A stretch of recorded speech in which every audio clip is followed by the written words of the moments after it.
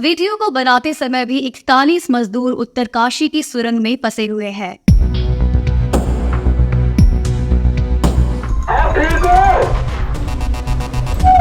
लग रहा है कि बचाव कार्य जल्दी पूरा हो जाएगा, लेकिन अभी तक ऐसा नहीं हो पाया है। फंसे हुए मजदूर निकल नहीं पाए हैं। उन तक पहुंचने में कुछ न कुछ रुकावट आ ही जाती है। आशा है कि जल्द से जल्द इन फंसे हुए मजदूरों को बचाया जा सकेगा, पर सवाल ये है कि ये मजदूर सुरंग में फंसे कैसे।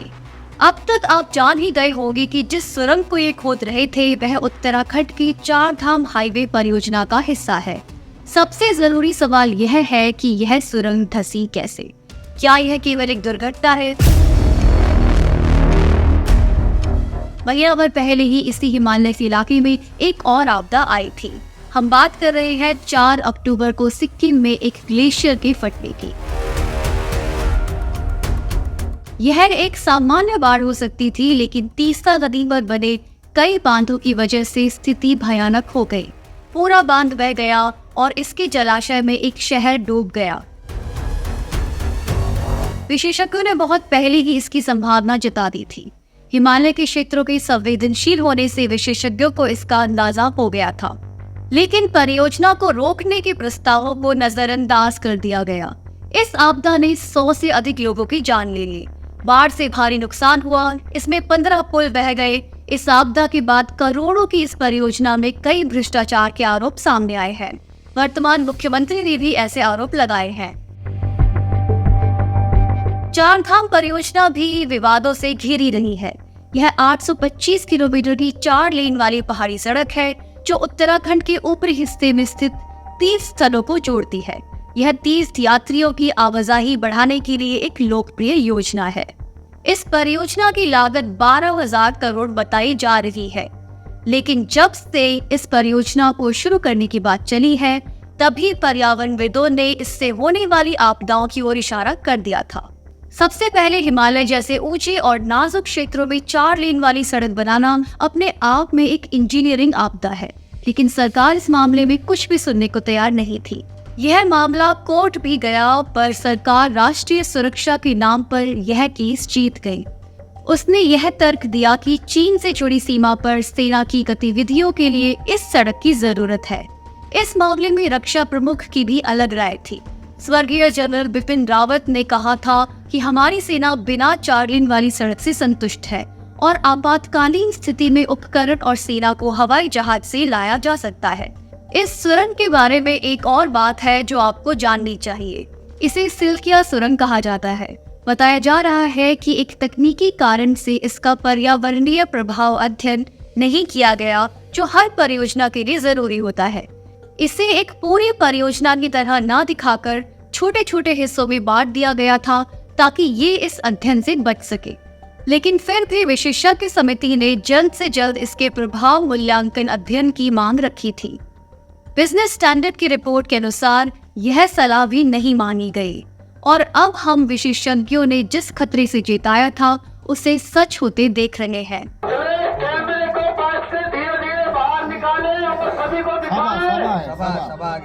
हम विशेषज्ञ सलाहों पर ध्यान दें और पर्यावरण की दृष्टि से संवेदनशील इलाकों में करोड़ों की परियोजनाओं को रोक सके। इसके लिए हमें और कितनी आपदाओं का सामना करना पड़ेगा।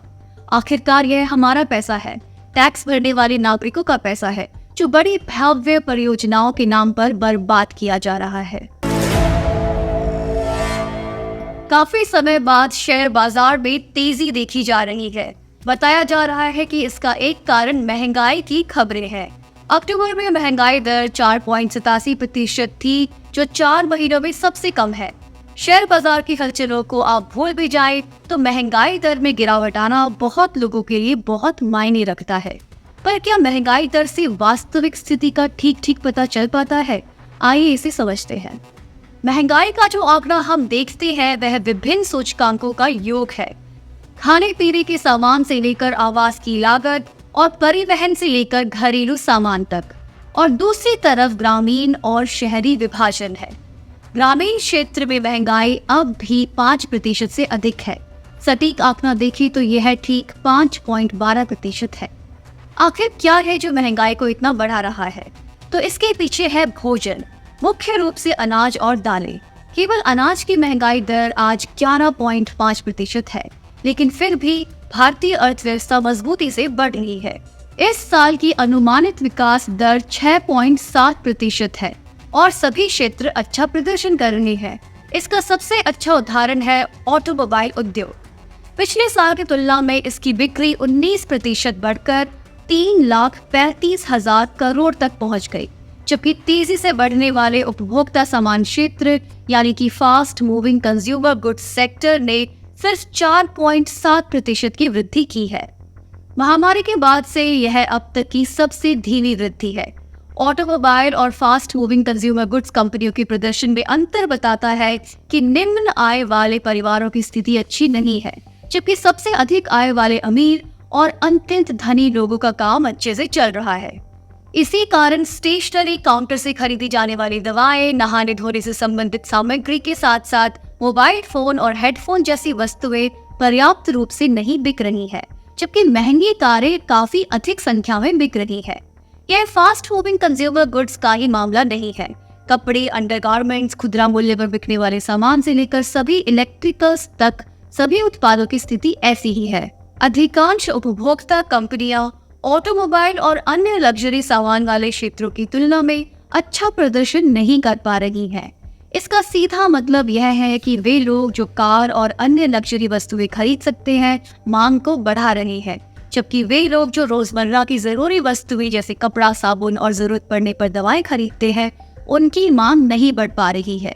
इसे के आकार का आर्थिक विकास या के शेप्ड इकोनॉमिक ग्रोथ कहा जाता है, जिसमें अमीर और अमीर होता जाता है और गरीब और मध्यम वर्ग और गरीब। यही हमारे देश की वास्तविक विकास की कहानी है। आप हैरान हो रहे होंगे, लेकिन कई अर्थशास्त्री इस बात की पुष्टि कर रहे हैं, जबकि सरकार कोरोना महामारी के बाद देश की रिकवरी की गाथा बेच रही है। तो ये था आज का हमारा पैसा हमारा हिसाब। अगर आपको ये वीडियो पसंद आया हो तो वीडियो को लाइक करें और चैनल को सब्सक्राइब। धन्यवाद।